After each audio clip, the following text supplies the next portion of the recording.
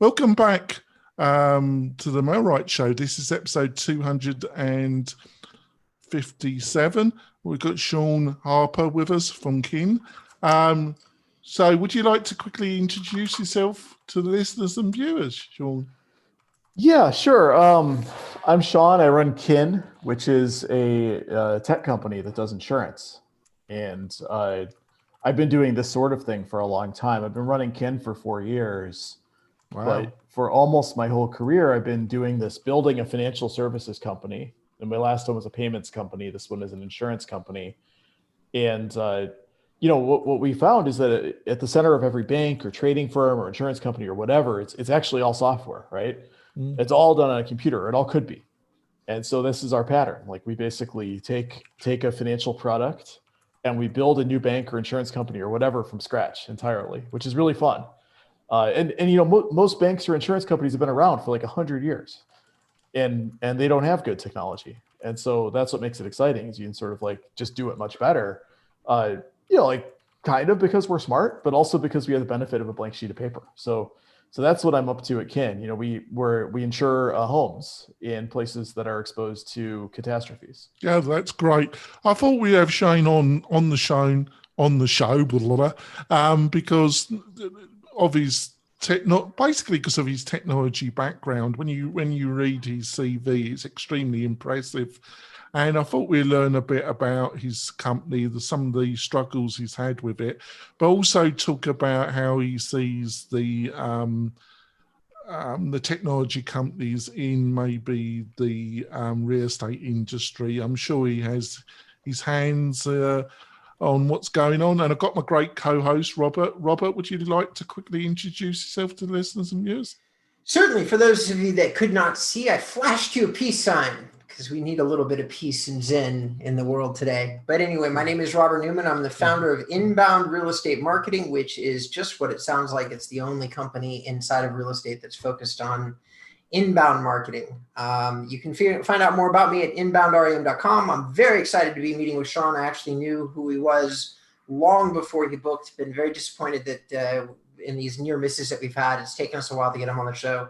Can't wait to talk and hear what his insights are into technology as it relates to his personal space right now with Kin, and maybe some insight that he might have on real estate and technology. Right. So, and I'm the founder of Mailright. We get you leads through the power of Facebook and a integrated platform that follows through with the lead and has a number of other elements. And it really works and it's great. So go to the Mailright website and learn some more about it. Before we go into the main part of the interview, I just want to say to the new listeners and viewers, thank you so much for joining us. Last month was our biggest numbers ever for the show. It's over the past 7 months, the numbers have doubled. Obviously, you're telling your friends about the Mailright Show. And I think me and Robert and our guests have been offering some great value to you. So, Sean, what made you decide to start Kin, and what does it do that the other insurance, there's a lot of insurance companies in this space of home insurance, and you've got the big car insurance companies entering as well. Why did you choose to go into this competitive sector, and how did you feel that you could offer something that they don't? Yeah, so what Kin does is a little bit more specialized in that we insure homes that are exposed to extreme weather. And so a lot of our customers are in Florida, where hurricanes hit, the sort of Gulf states. There have been more hurricanes hit the United States. And fires as well? We do fires. California is a state that we entered recently because of the wildfire exposure there. And so just to get a clear picture, you might be dealing with people that finding it almost impossible to get insurance, or finding it very hard from a very generalistic provider. That's exactly right. So actually, if you look at the top market share homeowners and insurance companies, Allstate, State Farm, et cetera, in Florida, for example, they used to be around 80% of the market share. Now this was in 2005. Now they're less than 25%. And so what's happened is these big homeowners insurance companies, the ones that you know of that have television commercials and everything, they when things get volatile and things get a little bit riskier, they're out. they leave. That's right. They just leave. They run, not leave. They run, don't they? They absolutely do. They're running from California as fast as they can right now because I think in the 2005, 2006, people realized like hurricanes are coming more often and stronger than they have before. So I'm going to ask you the obvious question: why? You got these people running, but you're trying to enter that. So, how can you? Is it that you just offer really expensive insurance because these people just can't get insurance? Or if that's not the case, how do you make a profit? Because they're not idiots. These other, they might be lazy and they might be so large that they just can't be bothered with it. But how do if you're not offering very expensive insurance, how do you make any money out of it? Yeah, so ours does tend to be more expensive than in places that are not catastrophe exposed, right? It's like the average cost to insure a normal home in Florida is like almost 2.5x what it is here in Illinois, where I live. So on average, it just is more expensive to get insurance in these places. But what we do that allows us to write business profitably there is we pull in a lot more data about the homes, and not all of these homes are equal. And so if you look at the way that these legacy insurance companies do things, they make a lot of assumptions around the home, and they rely a lot on the user to tell them about it, right? And so if the way that I'll use an example, a lot of legacy insurance companies, their level of geographic resolution is a zip code. Yeah. Well, zip codes are really big. And the fire risk at one end of the zip code could be totally different than at the other end of the zip code. That's just one example. Another example. Well, I'm totally following what you're saying because actually I've got a friend that she's a friend and also she works for me occasionally. And she lives in Florida and she was brought up in Florida and she has no intention of moving from Florida. And that her and her partner have just bought a new house and they're making sure she's got this generator and it's been built up higher than normal, and she's got these shutters that can close. So she's investing a lot of money in this new house to make it resistant to hurricanes. So I suppose your company, because you ask a lot more questions, you have access to data, so you can take in, is the homeowner invested a lot in making it more resistant to exposure, basically. Am I correct? That's exactly right. The one caveat there is we do not ask more questions.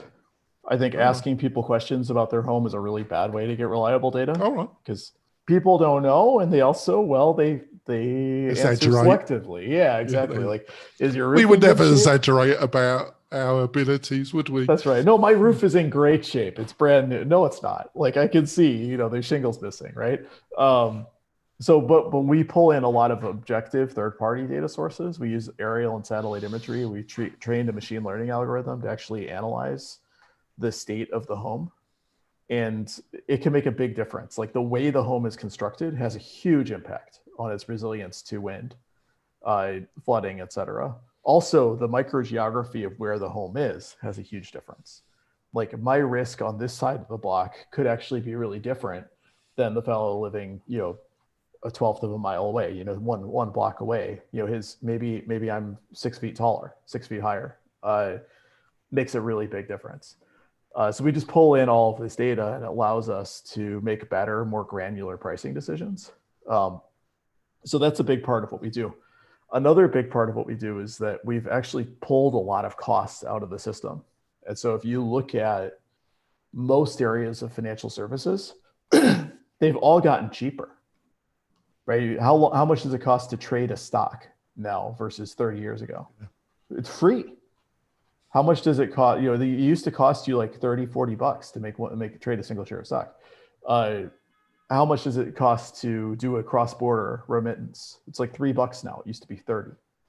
All of these things have gone down in price because, of course, computers, right?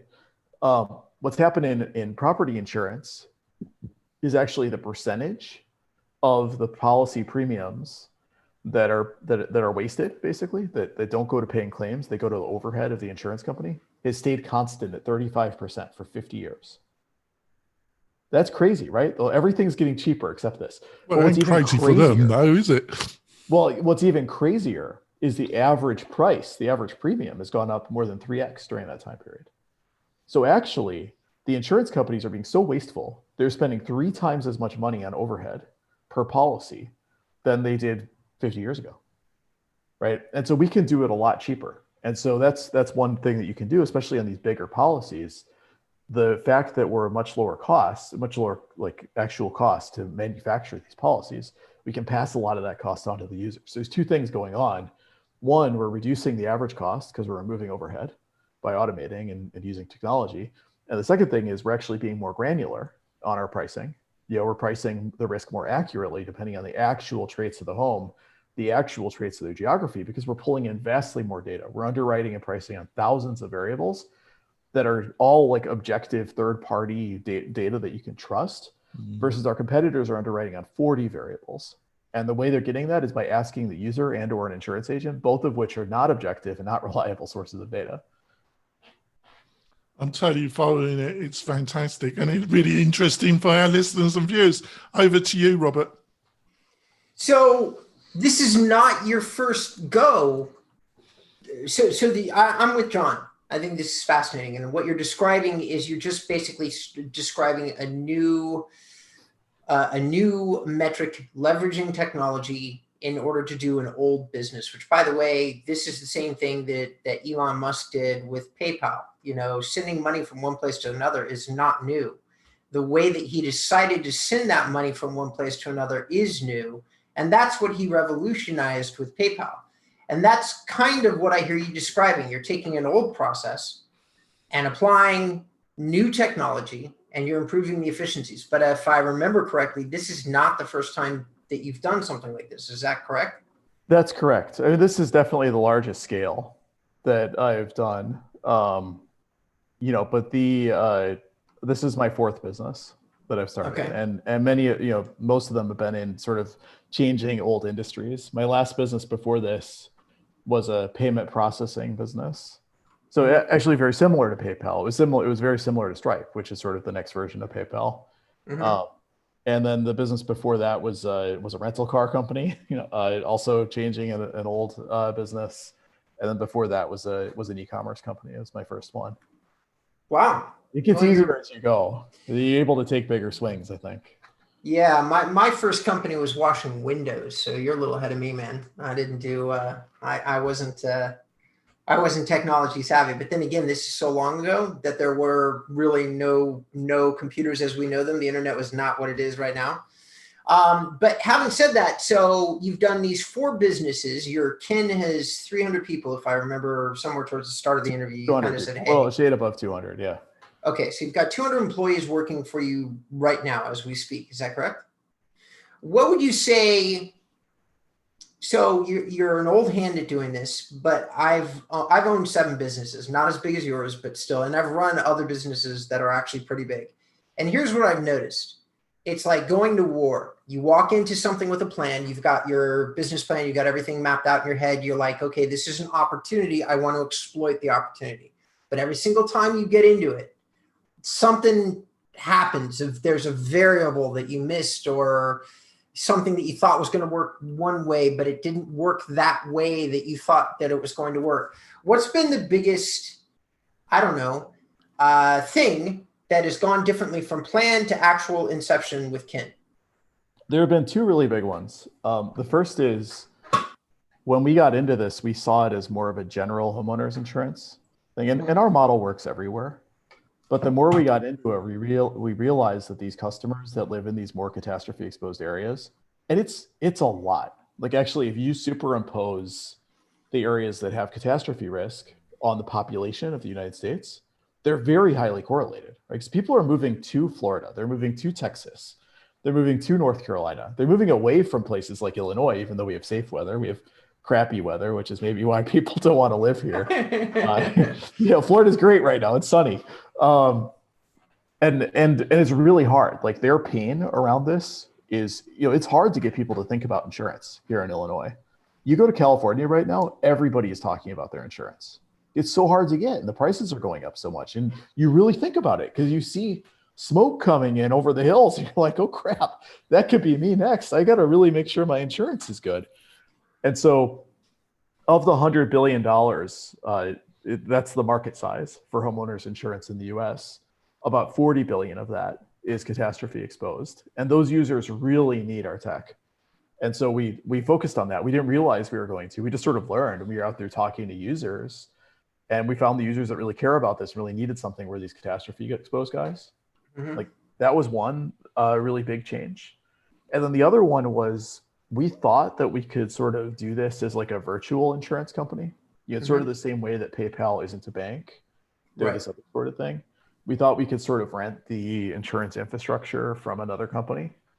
And we did that for a while. But what we realized was it didn't allow us to solve enough of the consumer problem. And we ultimately needed to raise money to become an insurance company ourselves and have our own credit rating, have our own relationship with the regulators, really give us full control, which is not like I never expected I'd be the CEO of an insurance company and it's a regulated industry with all this red tape and stuff like that. But we did that, and it was good that we did because it's really important, that we have that sort of freedom to do things our way, not the way that a legacy insurance company does it. So well, I think we need to go. I'm sorry to interrupt. We need to go for our break. We'll be back in a few moments, and we'll continue. I've really enjoyed the interview so far. Anyway, I think this is going to be a really good learning for our listeners and viewers. We'll be back in a few moments.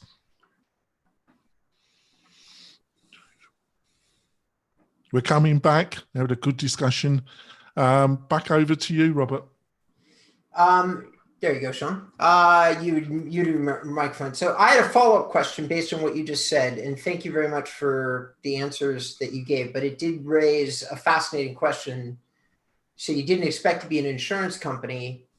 I know a lot of people out there haven't owned as many businesses or worked for as many businesses as I have. So let me just tell you, for those that are listening, like not thinking you're going to be an insurance company and discovering that you have to be, that's a huge difference, right? That's a massive difference. It's a very regulated industry. So when you discovered that change, because you pointed out that there were some pain points that you couldn't address, can you give me an example, Sean, of what one of these pain points was that was so dramatic that you literally decided you were going to basically increase your own personal effort by at least 100%, because now you got to raise money, you got to get your float, you got to do all these things to get accredited as an insurance company. That's an incredible amount of work right there. Plus, you're on the hook to whoever you raise the capital from, whether that be venture capitalists or private investors. It doesn't really matter. You now have to answer to somebody, which as an entrepreneur, I would personally fucking hate, excuse the cursing. So like, what was those pain points that were so important for you to address? Yeah, it was really two things. And the first was just generally speed of decision making was really, we were really hamstrung because we make decisions fast. We're a tech company. We can make new things. We do make new things every day, and we have really clean data. So we're looking at, the users did this, it's not working. We're going to ship X. We're going to make this change in our insurance policy. We're going to make this change in the language. We're going to make this change in our underwriting criteria. And what we were finding is like, we were coming up with these things. It made a lot of sense, right? It's like, okay, we're looking at the data. This is very obviously the thing we should do. But if you're renting the infrastructure of another insurance company, well, now you got to go convince them. And they don't view things the same way we do. Their questions are, well, we've always done it this way. Why would you do it differently? and you can convince them, but it's just like, it's so hard and it's so time consuming. It was slowing us down. Stuff that should have taken us days was starting to take us months. And we're like, listen, we're never going to be able to it's not going to work. It was good to get started, right? We were able to do like sort of a proof of concept, and we got a lot of customers, and it was a good start.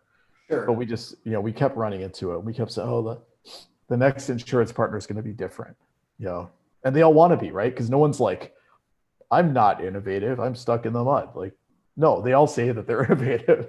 Like, yeah, we're really fast moving, really smart. But then they just can't get out of their own way. So that was a big reason. And then one thing that's sort of a subset of that was when we were a virtual insurance company, we weren't in charge of doing our own claims. And that's such a huge part of it, right? Because like if you're giving people this like super modern, super sleek, super efficient experience when they're buying the product, when they're, logging in to make changes to it or whatever, and then they have a claim and you're like, yeah, we'll be out to your house in a week. We're going to send Joe in his truck. And it's like, that's not what they expect, right?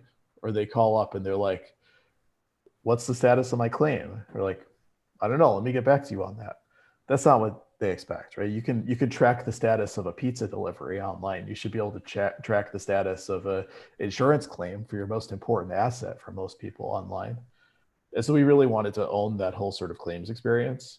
And you really can't do that unless you are your own insurance company. And it is like an epic amount of brain damage to become an insurance company. So we did not take that lightly. It was really hard. I mean, it took us a year and like $30 million to do it. It was not easy.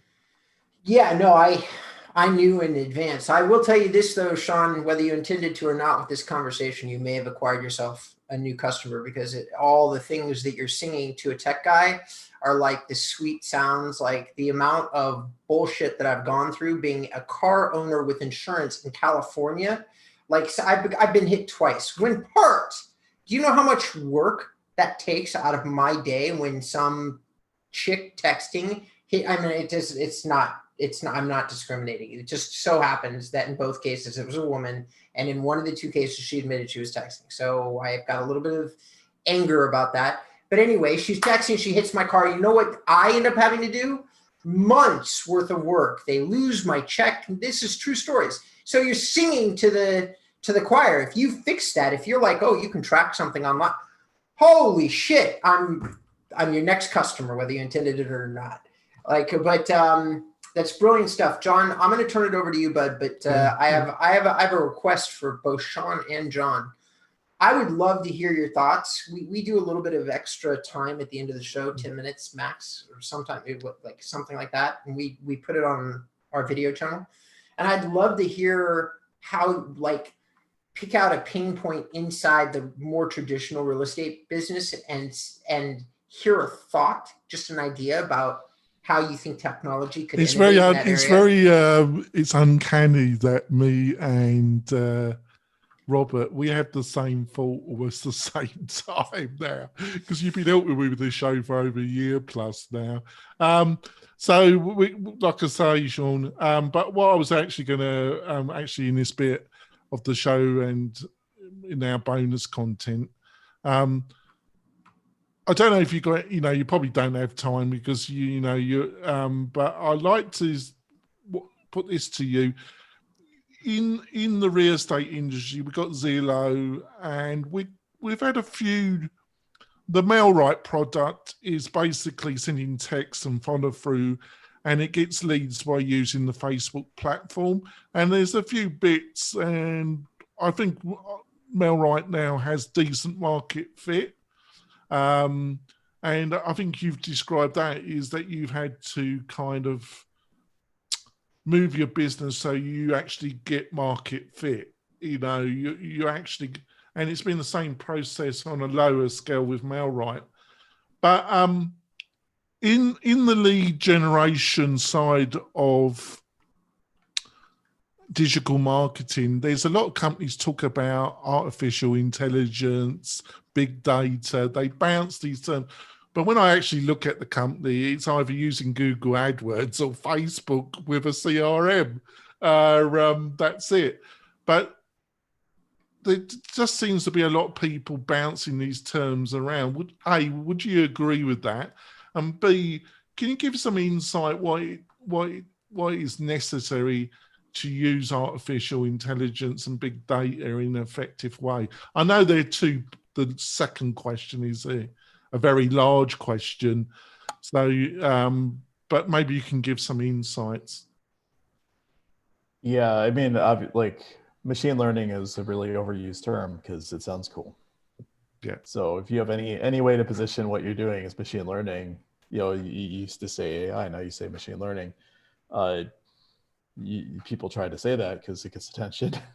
What we found in our business is there are still some things that are good to have a human do. But there are lots of, and example of that would be like, actually, we don't do like chatbots. We found that for customer service, having a human do it actually really helped. Like our customers felt better about it. They gave us better reviews. We sold more. Humans are good at explaining things and language and empathy and all the stuff that you need to sell. We found a big use for machine learning in, we're really underwriting like every property in the whole state before we even market to them. And that way we sort of know what customers we want and what customers we don't, what customers will be a good match for. And you can't do that. Or if you're talking about millions of properties with, tens of thousands of data points per, you can't have a human do that. No. You sort of need machine learning for it. The other area that we've done a lot with it is image recognition. So in insurance, a lot of the time there are these documents that need to be like parsed and read. And then there's also a lot of data in images. So if you think about, I need to know how expensive it's going to be to rebuild your home if it burns to the ground. Okay. Where can I get data on that? Well, one really good source of data, and in order to know that, I need to know like how good are your kitchen cabinets and like what kind of bathroom fixtures do you have and stuff like that. So you can get a lot of that data out of the images that are coming off of the real estate industry. And so actually by pulling that data in and sending it through an image recognition algorithm, you can start to make conclusions, same way a human would. Oh, this house is of superior build, or this house has a roof that has like a really complicated shape, so that's going to be more expensive to build. Or the foundation of this house, has 12 corners versus 6, and so that's going to be more expensive to build. So those are two areas that we are very actively investing in machine learning, and it makes a giant difference because a human just can't.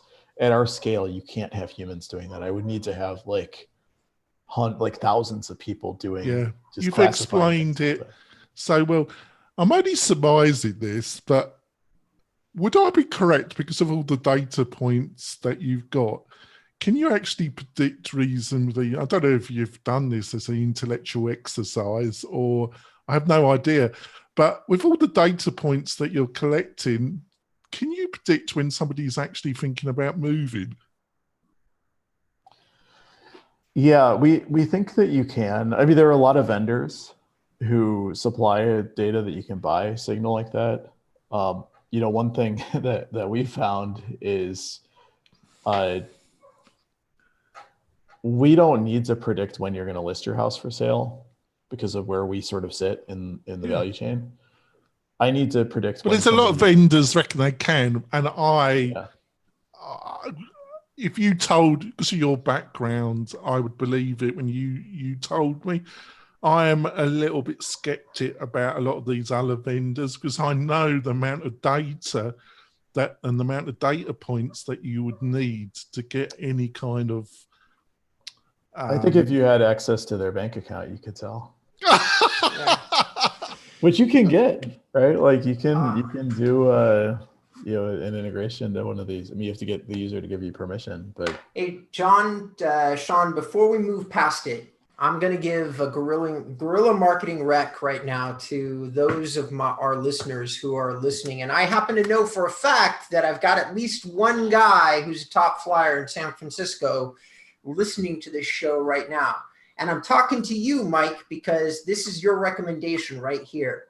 When you start talking about a technology forward city such as New York, Los Angeles, San Francisco, Sean, whether he intended to or not, just gave you a little something that you could throw into your listing presentation. And what I mean by this is that we're having a conversation about machine learning and images. And we are talking about protecting the asset once it's been moved, either on the sell side or the buy side. So here's the thought. you're a real estate agent, you're doing this presentation. If you say inside of your presentation, I'm going to use X technology to produce a couple hundred digital photos taking an image of every single element of this asset, not just for the MLS, but for the enduring value of the home. My personal feeling as a tech forward home resider, I don't own it, but if I did, this is a selling point for me. I'd be like, oh, dude, you're going to take 200 pictures for me? Cool. You have a slight, maybe a 5 or 10% better chance to get the listing from me personally as a person that understands tech than an agent that's going to come out and say, oh yeah, we take 5 or 10 photos of the property and then we move on. Because if you take a picture of, and correct me if I'm wrong here, Sean, but if you had a home, let's say, because I heard you say you're scraping the MLS or the pictures that realtors are taking. So if you have a home that you have 200 photos and somebody's taken the time and the energy to photo every single element of the outside of the home, the garage, all the fixtures, the inside of the home, what the tile is, what the walls are painted with, the sills. If you have all that data, does it not make it easier for you to do, for your machines and for you collectively, your humans and your machines, to get an understanding of the risk associated with the home? For us, absolutely. More images is definitely better. Okay, come on. We're going to wrap up the podcast part of the show. Hopefully, Sean can stay on for another 10 minutes. We've got a couple more questions. Are you okay with that? Yeah, absolutely. Sounds all good. Right. We can just wrap up the podcast. So, Sean, what's the best way for people to learn more about you and your company? Best place to find us is at kin.com. It's KIN.com. It's kin like family. Who would you rather have insuring your home than your family? We've got a lot of really good content on our blog up there. And, we also have some really excellent insurance if you live in one of these areas where it's hard to get insurance. And amazing social media reviews, Bud, because I've already seen them before you ever came on the show. So you've got amazing dialogue happening from your clients to them. And I suggest to everybody listening, check them out. That's great. We'll be back next week with another great guest or internal discussion between me and Robert. We'll see you soon, folks. And remember, we'll be having another 10 minutes of this interview, and you'll be able to see the whole interview on the Mel Wright YouTube channel. We'll see you soon, folks. Bye. Can I ask my question? Yeah, go on, off you go. Okay. So, Sean, you've obviously got a real good understanding of the data elements of real estate, because that's part of your business is insuring. And I'm assuming that most of what you insure is residential real estate. Is that correct? Okay. It's 100% of what we insure. Yeah. Okay. So you have a good understanding of all the data points that go into residential real estate. I'm curious to know, what I was asking earlier was, I feel like there's a lot of places in the real estate industry that, despite Zillow and Trulia, there's still whole elements of the business that I feel are 20, 30, 40 years behind where technology is at today. Do you feel the same way? And if you do, can you maybe articulate a couple of areas that you feel like, oh, technology would improve this part of real estate a lot if somebody was to get into it? Yeah, absolutely. I'm actually in the process of moving right now, so I've got a lot. Two that really bug me out is how inefficient the closing process is. Like, title insurance is extremely expensive. The real estate closing is super, it's not automated. Like, we were talking about the pizza tracker before, where for us it's the claims tracker. Like, why shouldn't I have that, an easy to use website when I'm, trying to close the real estate transaction? It's like, the mortgage guy has his portal, the insurance guy has his portal, the realtor kind of does things via email, and it's just, I wish it was all there in one place. The other one is moving. Like, moving companies are, I feel like they must have been doing things the same way like 100 years ago, like literally the same way without any changes. Like, I should be able to get a moving quote, in a few seconds, with just walk around my house with my phone. And that would be a lot better than having somebody come out and measure. Right now with COVID, it's like super hard to even get a moving estimate. And what do you think of the idea? So you've illustrated beautifully two pain points, and I'm curious to know, like, in my head, when I see, let's say moving, to start there, I see somebody walking around the home with a phone, but I also see getting a message, like an email message in advance saying your movers are going to be John and Harry, with like maybe a link to the reviews, like the social reviews for these particular guys. Because I don't know about you, but it kind of creeps me out in today's age. Like, there's going to be some dudes, they're showing up to my house. Yes, everything's in boxes. That's true. But still, there's that whole, I don't know you. I of course I do reviews and research and all this different stuff before I hire somebody. But still, you never know the dudes that are coming to your house until they're already there. That kind of bugs me. What do you think about that? I agree. It's weird. Actually, my the company I use for like my HVAC and plumbing does that. It's awesome. They send you a text message before the guy comes, and it has a picture of him and like his reviews and something about him, and it just tells you he's going to be here in 10 minutes. It's like that's really great, actually. Like, I feel like I kind of know the guy. I wish more places did things like that. What do you think, John? What do you think? So he's given us a couple of ideas of pain points, closings and moving. And I would love to have a long conversation about the insurance and the title companies and the closing process all being automated. But fuck, those businesses are so complicated. I think the other thing Shane's shown is there's a lot. With the larger technology players in the real estate industry, their main focus seems to be the removal of the real estate agent. Redfin, Zillow, becoming a wholesaler, buying property direct, and I see that as the totally wrong direction, because I actually think that it's the biggest asset that somebody owns. Selling a property, dealing with buyers, the whole emotional side. There's still and I'd be interested to see what you think, but my opinion is there's still a need for somebody to represent you and negotiate. How much you pay them is a different part of the conversation, but there's still a need. But so these big players, I think they're concentrating on the wrong. I know why they're doing it, but I don't agree with what they're trying to attempt. What was your feelings about that? I don't know. That's a good question. I think people should be doing stuff people are good at, and probably real estate transaction. I mean, people should be doing stuff people are good at. Machines should be doing things machines are good at. The real estate transaction is clearly both. Like, there are definitely things that you want a realtor there for. Many people do. Then there are things that the realtor does that could probably be done by a machine better. So it's really that sort of like tech-enabled human. We think about them as like cyborgs. Like, how do you use? Let's not worry about getting rid of the person. Let's worry about like using tech to make the person really focused on the things that only people can do. I think that's probably the better approach. Yeah. There's a lot of like data crunching, logistical coordination and stuff that can be done very well by a computer. Giving advice, on something like selling a home, the advice part I think is pretty hard for a computer to do. Yeah, I think the kind of agent that,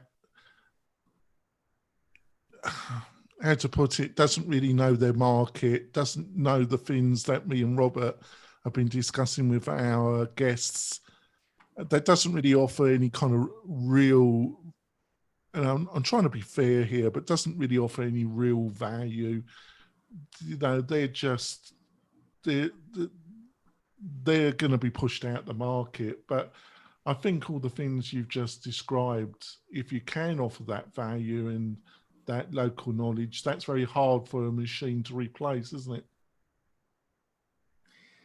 So you can't, since it's the visual part of the show, hopefully people can see Sean nodding, but I want to wrap up the show. Sean, I want to thank you for very, very much for coming on. I know that you're a super busy guy, and we both appreciate it tremendously that you took the time to do our show. We're very proud of the fact that it's growing as rapidly as it is. And we speak almost entirely to a real estate, like a realtor audience. That's really who listens to this show.